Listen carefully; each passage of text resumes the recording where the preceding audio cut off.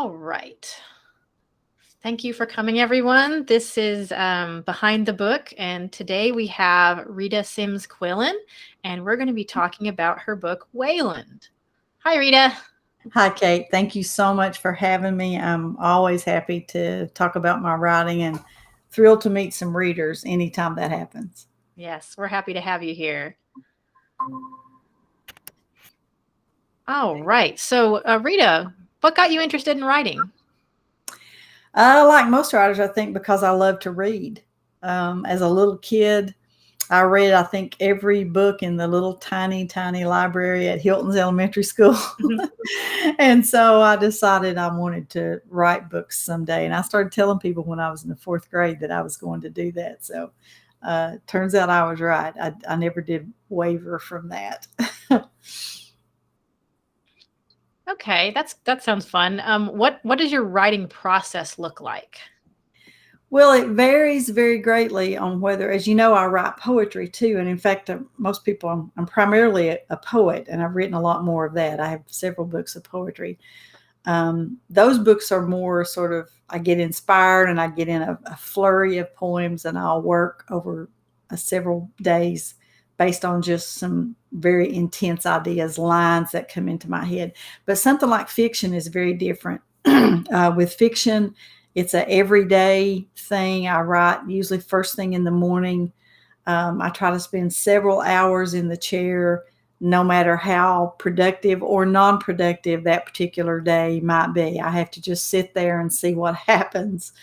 And that's sort of how you have to roll. And some days you spend a whole day writing, and the next day you come back and realize that was all wasted and you just throw it out. But that's part of writing fiction. I mean, it's just like carving, like Buddy says in the book. You carve away everything that's not that book, and eventually you get it. So, yeah, I guess it's better to write something and then have to change it than to not write anything at all. Exactly. Yeah. You will always make progress, even if the day turns out to be all discarded. That means you have eliminated that does not belong in your book. Sure. And so you've still corrected your path. So yeah. And your brain's been going through the ideas and exactly around and figuring it out. Yeah. Okay, so this one is the sequel to Hiding Ezra, and what inspired you to write this book?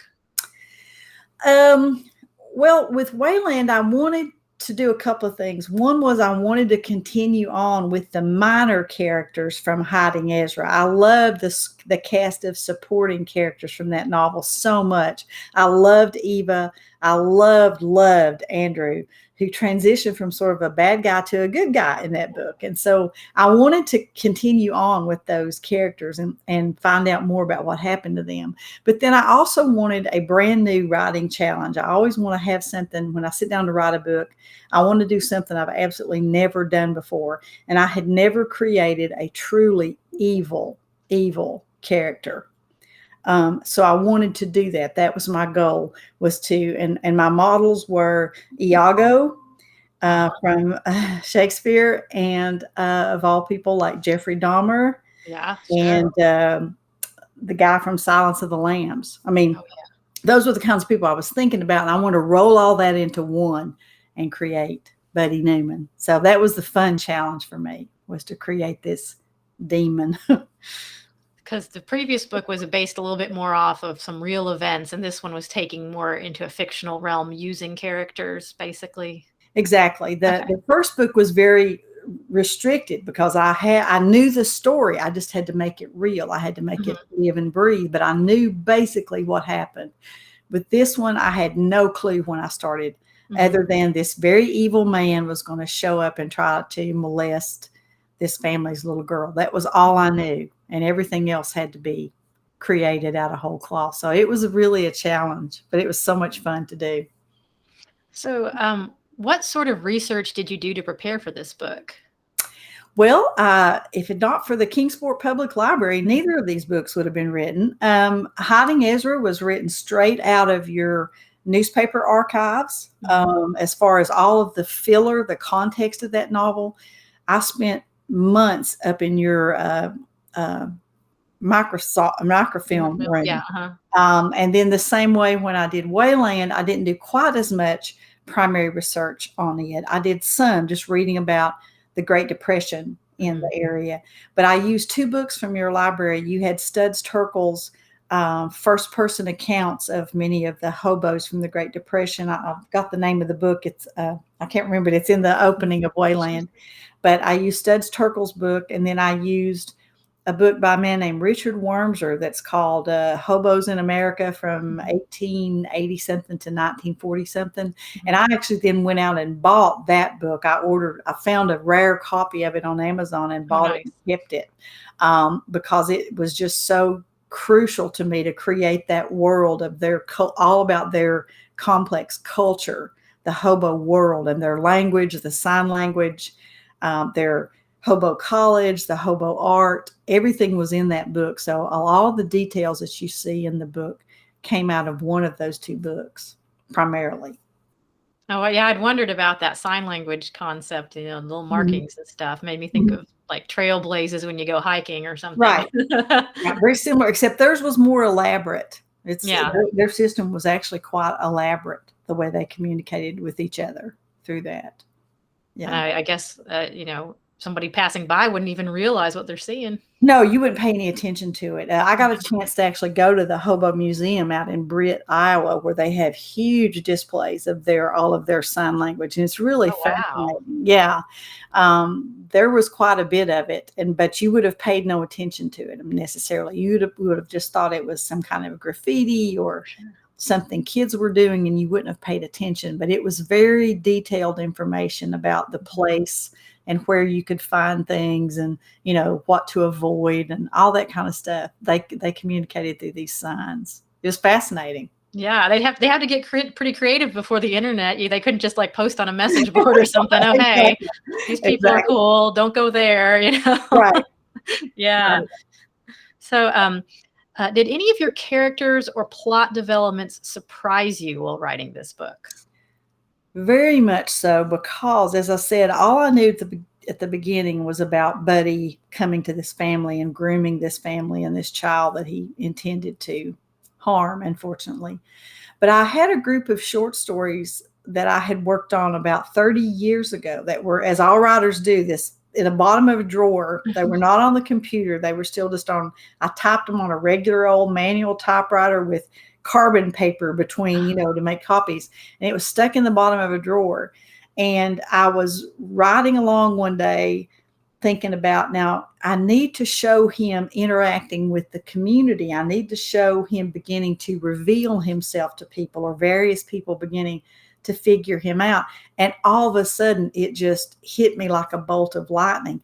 Those people in those short stories were going to supply the characters for this fictional place where I had created. So the character of Mary, the old woman, all those old ladies, the nosy old ladies at church, the town drunk, all of that, Nancy Lawson, who's desperate for a man, all of those characters were in those old short stories. And at that point, the novel just fell into my lap. I realized then why I had written those short stories 30 years ago. They were waiting for Buddy to show up, and it just took that long for that material for me to figure out where I could use that. But that was an absolutely stunning day, but it was so exciting because I knew then how the novel was going to work. It made sense then. Yeah. So in those short stories, were they already kind of set in that time period, or did you have to tweak them? Okay. They were absolutely set around the Depression. They worked perfectly.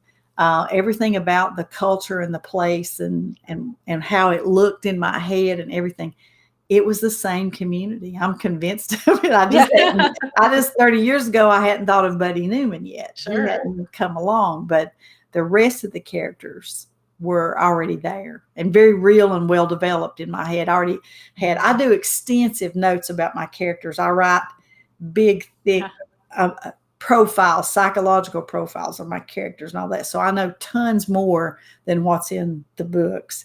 So I knew that was who they were, and they fit. They fit with what I needed them to do. It was really a stunning experience. That's perfect. It was really cool. Yeah, it was really cool that worked out. Yeah. So, what did you learn from writing this book?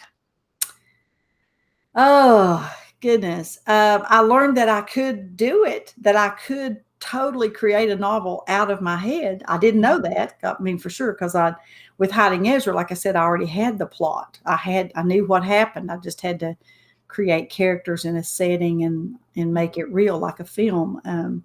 But I also learned that I do desperately need an editor.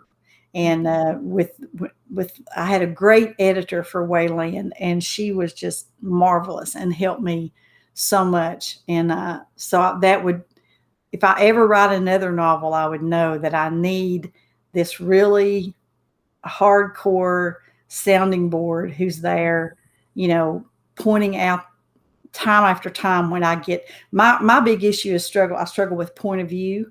So, and having that editor who kept calling me to task she just really saved my bacon time and time again. And the book is much stronger, I think, because of her. She was great to work with. Her name is Kathy Kodra from Knoxville.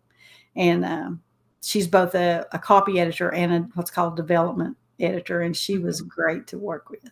So she really helped me a lot.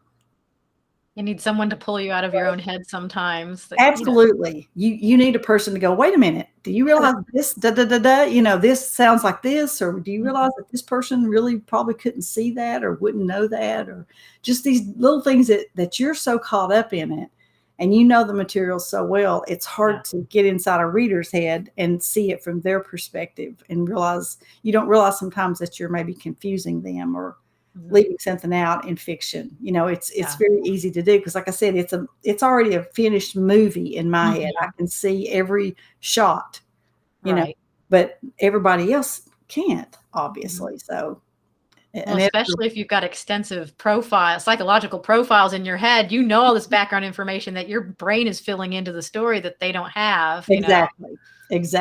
Yeah, you're exactly right. Yeah. So what would you like your readers to take away from this book? If there is one person out there, maybe somewhere in my dreams, there is a family out there who suddenly has a revelation in reading this book that their child or grandchild is being groomed by somebody. They all of a sudden have the insight that this person's interest in my child is abnormal. There's something about this person that should be setting off alarm bells. They're too involved. They're too much in our face. They keep trying to get my child alone. If there's one person that wakes up and saves their child from somebody like Buddy, that would be awesome. And just educating people in general about what grooming is and how it works and how pervasive it is. That would be my dream. But also, I love the character of Eva, and I love the way that she has there's a love about her and a faith in the future and in herself that I just love so much. That's why I wanted to keep writing about her. I just love her as a character. And I hope that maybe that inspires somebody too, to not give up and to believe in themselves, to fight for their marriage, to fight for their future, all those good things. I hope so. I thought she displayed incredible resilience. Yeah, I hope so. Certainly. Yeah. And the thing about helping kids is great. 'Cause I know in a lot of organizations that I've been involved with, they have something called the 2 deep rule, where you always have 2 adults that are unrelated to each other when there's kids around, to try to, because like you say, with that grooming, they're getting them alone, and they're putting ideas in their head, so. Yep. And they try to disarm their parents with charm, with BS, with lies, any way they can to win that parent's trust. They'll do anything to get that parent to agree to just finally at some point let them have that child alone for a long enough period of time. I saw that really well demonstrated in the book when reading chapters where Ava was doubting herself that Buddy had so thoroughly, done a good job of gaslighting her and Yes. making her have that self-doubt, Yes. that, I'm just crazy. Why am I thinking this? He's so nice, yada, yada. And Right. exactly. That was very well demonstrated in her character, I thought. Mm-hmm. And I think that's typical. You don't want to think that about someone, and it's so hard to believe so many times. Mm-hmm. But yeah, and this story was inspired by all the times that it really happens. It's been in the news again this Oh, week, yeah. and it's so ironic that we're talking here tonight. But Yeah. the story of Larry Nassar, the Olympic doctor, and Yeah. those women that he molested for years, and those little girls kept telling people, and they didn't believe him. Right. Astonishing. It's astonishing that happened. But that's who these guys are. They're so charming and so disarming that nobody can believe that they're doing this. But I've heard many stories like this over the years. I've heard of these men having many victims before they're ever stopped. And it happens. So making people aware of it. Like I said, if it stopped it for one child, I would be thrilled out of my mind. All the work would be worth it to think one kid didn't have to go through that. That's awful. Yeah. Well, and I think you demonstrated that point well in the book as well, that the guy that's going to groom the children, he works on the people around the children first, and that's what Buddy does. Exactly. Exactly. He cranks up that charisma, and gets everyone liking him to set the stage before he even thinks about, exactly, going after the kid. Yeah. Exactly. And the patience, they have enormous patience because all of the grooming for them is part of the fun. It's actually part of the turn on, if you will. It's part of the excitement. And they love it. They love that part. They can have enormous patience in making that happen. Yeah. So. Yeah. So on a little bit of a tangent, what do you like to read to help inspire you? Actually, I read way more poetry than I do novels. Although, I do read quite a few novels, but the first thing that excites me about writing is language. I love words, and I love playing with words and seeing what you can do with them.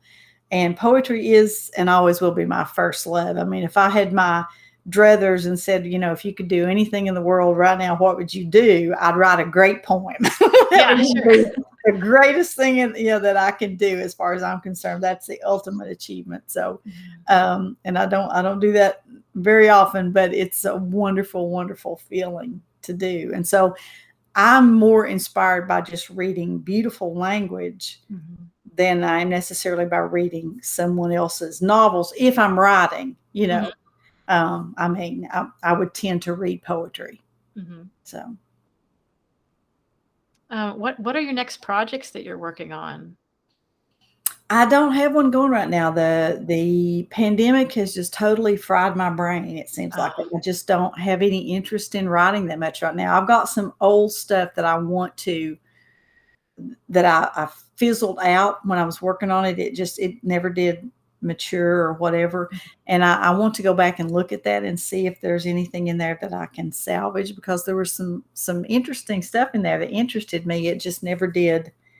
I don't know. It just didn't come to fruition. So I'm going to go back and look at some of that, but I don't have any real big plans. I don't know. I may be done. You never know. I've gone through periods before when I didn't write for long periods of time, and it's associated with stress. If I feel very stressed, I don't write. I only write when I'm happy. When things are going pretty good, I write. Now, some people are just the opposite, but I have to be pretty solid and happy and comfortable, and then I get creative. So we'll see. Maybe when life is a little less stressful and more normal in every way, I hope maybe I'll write some more, at least some more poems. I don't know. Well, maybe you'll find some connections like you did with the characters in those short stories. That's true. It could happen. It could happen. But there's an interesting book to be written about Katie in Kingsport. I think. Sure. Yeah. Because she's going to come along just in time for the polio epidemic. Yeah, right. Let's have another one. Which would be really interesting to write about, and just this little country girl coming to what at that time was an up and coming young city, lots of money and lots of moving up in the world. And that might be a really fun, interesting cultural milieu to look into. And but who knows? Again, it'd be a whole lot of research. I don't know. Yeah, you come hang out with us for a while. We'll get you the stuff about if early you, if you Kingsport. see me nosing around in your microfilm one day, you'll know that's probably what I'm doing. I'd be excited to read that. Books on the polio epidemic. Yeah. Yeah. A little bit of polio, a little bit of early Eastman, you know. There you go. There you go. Makes for an interesting read. Yep. You got to have that for the drama. There you go. So speaking of that, this was, you know, anyone that hasn't read this yet, I encourage you, because it is a quick read, but my gosh, the action packed into this small book is incredible. So that was very well done. Thank you. So what advice would you have for aspiring authors? Oh, heavens. In some ways it's easier to get published than ever. In some ways it's harder. There's more magazines now, more small presses. And of course you can always publish yourself. There's online publishing. There's just so many opportunities now for writers, more so than when I first started, where it was all just very sort of controlled and just by the big houses and all those things. It's not that way anymore. There's lots of opportunity if you want to write and publish. There's lots of ways to do it. But on the other hand, it's become very credentialed now, like everything else. I mean, used to, the only thing you had to be a writer was talent and a work ethic. And you get out there and produce good work and boom, there you go. But there's more pressure now to have, you've got to have that MFA. You've got to have education and a degree in creative writing. And I would encourage you, if you're a young person who's interested in writing, find you a good program. There's a lot of really good, what's called low residency programs that you can do most of the degree online and have excellent teachers and just make excellent connections, and you'll learn so much. And a lot of my friends have done it. And so I encourage you to get out and investigate some of that and pursue an actual degree in it. I think that helps you. It helps you get an agent. It helps you get opportunities. Nowadays. It's a lot more important than it used to be. Yeah. Well, would you like to read a section of Wayland for us? Sure. I'll read a section from at the beginning, sort of close to the beginning, where Buddy is just beginning to work his charm on the family, where you begin to see him beginning to worm his way into this household and into the life of this family. He's met this family completely by accident, but they have this absolutely drop dead, beautiful, gorgeous child that he immediately is just riveted to. And he sets about a plan of trying to figure out how he's going to get his hands literally and figuratively on this child. So he gets the dad of the family, Andrew, to give him a job at his sawmill, and he starts showing up at their house for supper, and he begins to bring little gifts and ingratiate himself to the family and to this little girl and impress them with his charm and his talent, which is considerable, and his brains. He's a very, very smart guy. He's very artistic. He knows a lot about the world. They've been kind of sheltered and isolated, but he entertains them with all of his stories. And so this is a couple of scenes here of when he's first beginning to charm this family. More than his constant presence and thoughtful deeds, Buddy, that's Buddy Newman, the bad guy, Buddy's company and gift for gab endeared him to everyone in the house. His account of the world of hobos and tramps was fascinating to all of them. He could talk for hours about what his first days out on the road were like, what dangers he faced, how scared and tense he was as he tried to figure out how to survive. Katie took a special interest in the hobo sign language he tried to explain. Show me. She ran and found her writing pad and pencil. Teach me how to make some of the signs. I bet my friends RJ and little Jim have no idea about it. They'll love it. Well, let's see. If you show up in a new place and you're sick, look for a small R carved somewhere, Buddy says. That means they'll try to care for you. That's a good thing. But if you see 3 lines in a row leaning right like this, And Buddy drew marks in the air. Move on. It means they ain't friendly to tramps and hobos, and they might throw you in jail or worse. Eva's life, that's Katie's mother, Eva's life had been small, in the house or at most a few miles here or there to visit, go to a revival, or to the little town in Gate City for supplies. But Buddy had seen the whole country. He told about riding logs down the river to Knoxville, about crossing over mountains to Asheville with its rich ladies and mansions. He told stories of his family that held them spellbound. My father was a strange man, one of his tales began, and Buddy leaned back and crossed his legs, lighting his pipe again. My mama died young. I stood at the foot of her bed and watched her die just a squalling. I remember my Aunt June trying to pry me loose, but I wouldn't budge. That must have been awful, Katie said, looking up from the puzzle she was working, her eyes dark with sadness and sympathy. You're just like me. Eva, Andrew, and Buddy all turned to look at her. I lost my mama when I was a baby too, except I don't remember it. I wish I did. Buddy nodded and thought what a streak of unforeseen good fortune this was, this deep connection he already had with Katie, without even trying. Yeah, that's a hard lick, girlie, to lose your mama. It was awful. Daddy went plumb crazy after that and became this religious nut. On Sundays, we couldn't say a word all day, and if he caught us doing anything but reading the Bible or praying or walking in the woods to ponder God's glory, he'd beat us with his razor strop. He chopped my baby sister's hair off like a boy so she wouldn't be vain, and took down all the mirrors. Buddy finally grinned a little at Andrew. I didn't know I was so ugly till about 2 years later when I got to see myself in a big window down at one of the stores in Bluefield. Andrew chuckled, and Buddy threw his head back and laughed too loud and too long, as if he wanted to blow all those memories out in the cloudy dark. Andrew began inviting him to join them most evenings. He ain't got nobody, Eva, no woman to cook for him, and you got to admit, he is entertaining.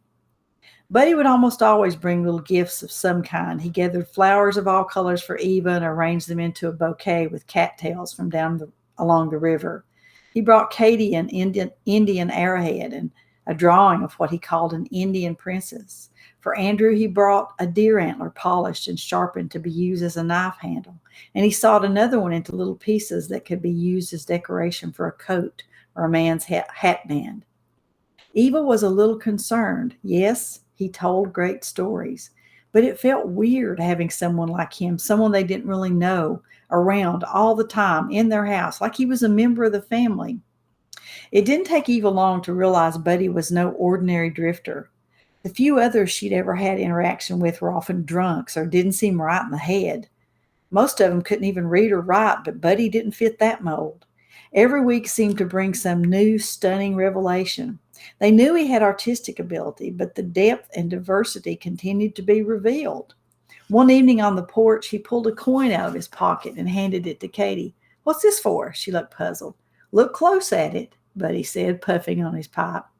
Katie looked at the nickel in her hand again and turned it over and over, a grin appearing on her face as she looked back up at him in wonder. Did you do this?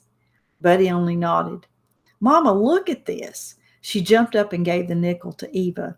The coin had been altered. The normal raised carving of the Capitol in Washington had been turned into a beautiful bird on a dogwood branch.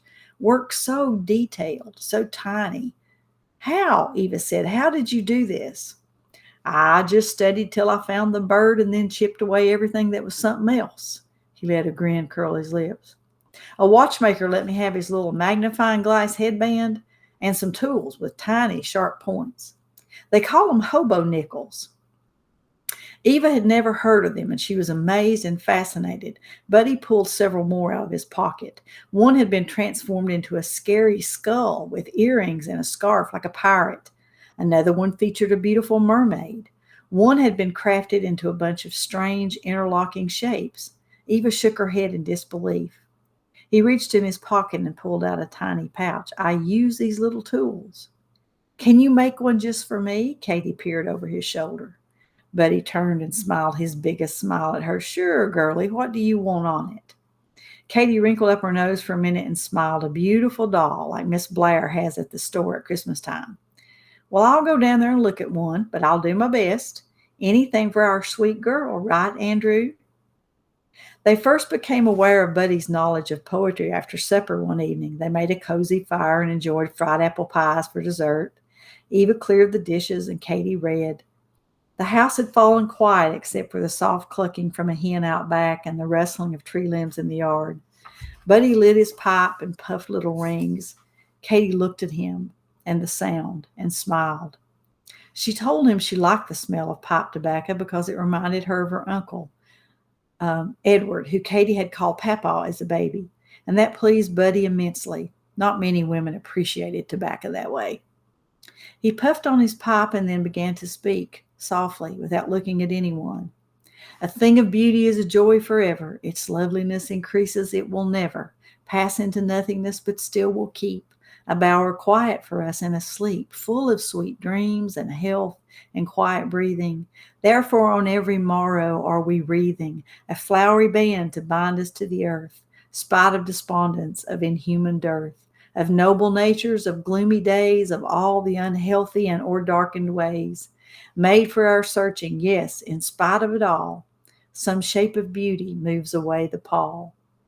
Katie shut her book and looked at him with her head cocked to one side and then at her mother, who stared at him slightly open-mouthed. He stopped then, staring far beyond the floorboards, beyond this little house in the hills. Well, my goodness, Mr. Newman, that was quite lovely. Did you write that? Eva remembered her mother's love of poetry and wished she were here. No, Buddy looked irritated. That's John Keats, for heaven's sake. Oh, yes. Eva felt embarrassed and irritated, something she'd experienced several times in his presence. For some reason, he often made her feel like some uneducated bumpkin. I remember now, we studied him in school. So you're a poetry lover, Mr. Newman. I'm a mind lover, Ms. Nettles. I'm a life lover. I've been a lot of places, seen a lot of things, endured a lot. I learned to recite poetry as a way to stay sane, keep my wits, and keep myself alive. He turned the pipe around and pointed the stem at Katie. You should learn poems, young lady. Expand your mind. Grow a thick skin. The world is a hard place. So I'll stop right there. I thought it was kind of interesting. We talked about how they groom people, but like he wasn't very nice to Eva. It was interesting. Mm. That's almost was part of his downfall. I feel like Exactly. He was such a misogynist that he couldn't stop himself. He hated women so much. He couldn't stop himself. He just couldn't. And thank goodness. Yeah. Thank goodness, because and even the women in the community, after what happened to Nancy, then that's obvious. And that's what finally led to his downfall. He thought if he controlled the men enough that he could get away with it. So yeah, I'm glad you picked up on that, because that was deliberate on my part. A lot of these people, they will eventually be their own worst enemy. And when you're that full of hate, like he was, it's hard to hide. Yeah. So yeah. He was overconfident. Yeah. Does anybody in the audience have any questions they want to ask?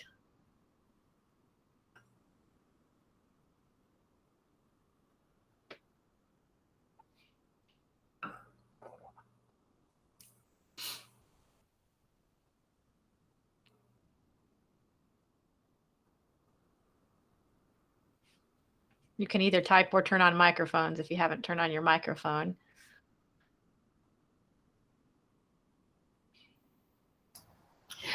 I don't have a question, but I did put a message in the chat, and I just want to make sure Rita saw it, because this has been such a joy and such a gift to learn all this additional sort of insider information, and then to hear you read, Rita. Oh, my goodness.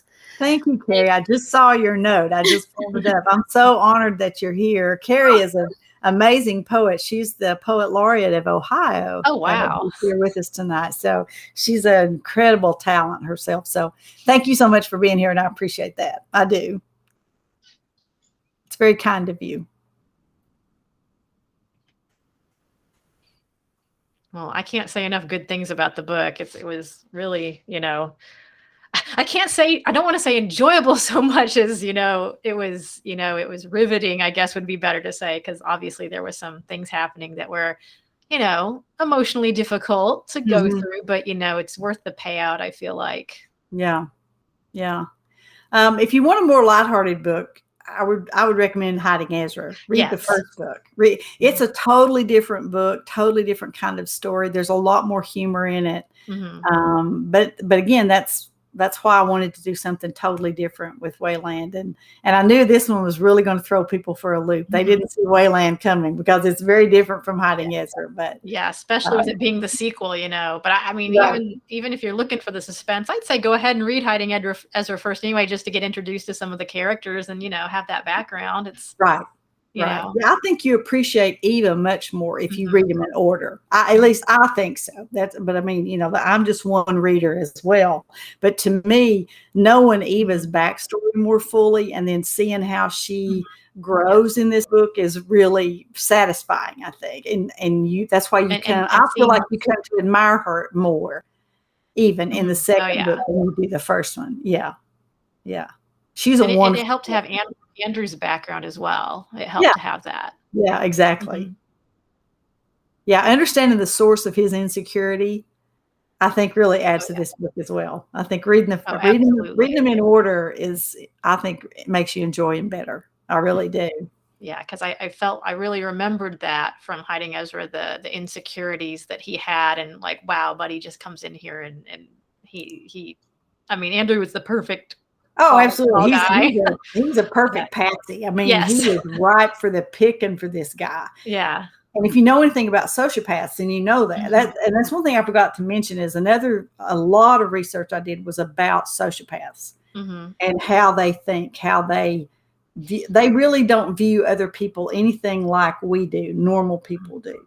You are there just for their use. You are no more than a piece of bread or, a hamburger. You are just there for their consumption. And they are trying to learn everything they can about you strictly to control you. Every interaction every day is about figuring out what your buttons are so they can push them and lock you up. And they can then do whatever they want to. So understanding sociopathy was a big part of this too, and realizing Andrew he's a perfect victim for this guy. That's who they target, is someone like Andrew. So it all just worked out. Evidently it was meant to be. Yeah, absolutely. Yeah. I have a little question now that I thought about it. Okay. Rita, did you have trouble sleeping during the time that you were creating Buddy, and also, implementing his schemes? And because you really have to take on that character yourself, like you're an actor or something, right? So, how did that affect your personal life, if you're comfortable talking about that? Well, I am, because I was telling Kate about this a little bit before. It's interesting. My doctor, who I've had the same doctor for years, and he knows that as many writers do, I struggle with depression and anxiety and have trouble sleeping and all that. That's a very common occupational hazard. So he always asked me for a report. It's in my medical record always, what I'm working on and what books, what am I doing, what have I had published. He puts all that in there.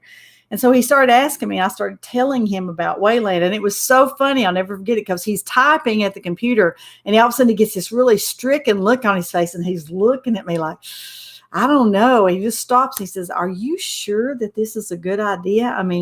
This sounds really, really dark and depressing and difficult. And I know that you live with these characters. And I said, oh, don't worry about it, Doc, because I already know what's going to happen to him. And that knowledge of what was going to happen to him smoothed it all out. Then it was just fun for me to write him where he was going. It was very satisfying to write him where he was going. And, you wish that everybody who runs into a sociopath would have that same wonderful outcome and ending. But unfortunately, a lot of times it doesn't happen. But I got to in my fictional world. So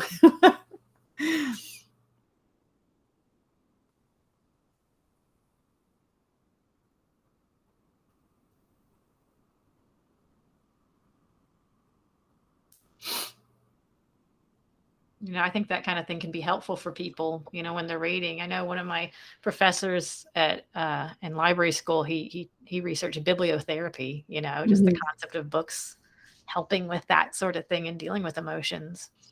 Oh, absolutely.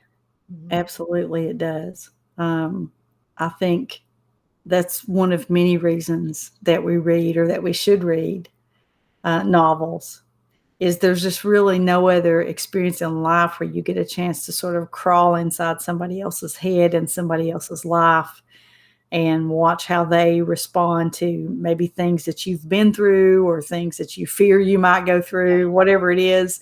And there's all kinds of studies that show that reading novels increases your empathy, increases your just understanding of human nature, your self-awareness, all these things that have to do with just growing inside as a person.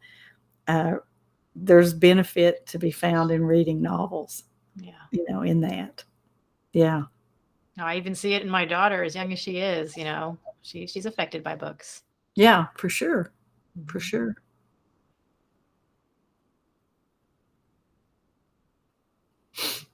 Do we have any other questions? I just wondered if I'm terrible, aren't I? I like questions. No, you're not.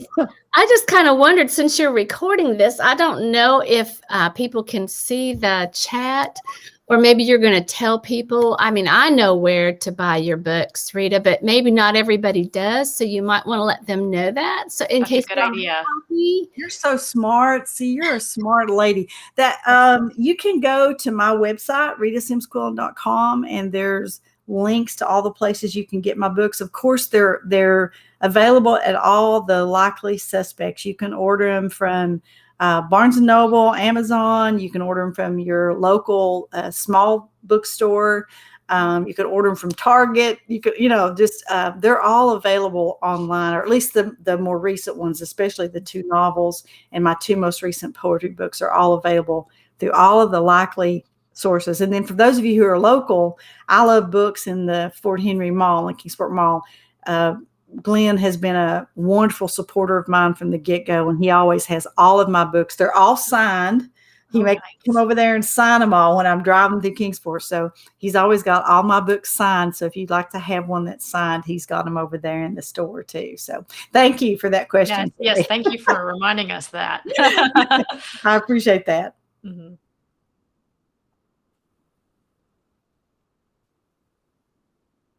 All right. Well, if nobody has anything else, I just want to thank you very much for coming and talking with us. And thank you for writing the book so we can read them.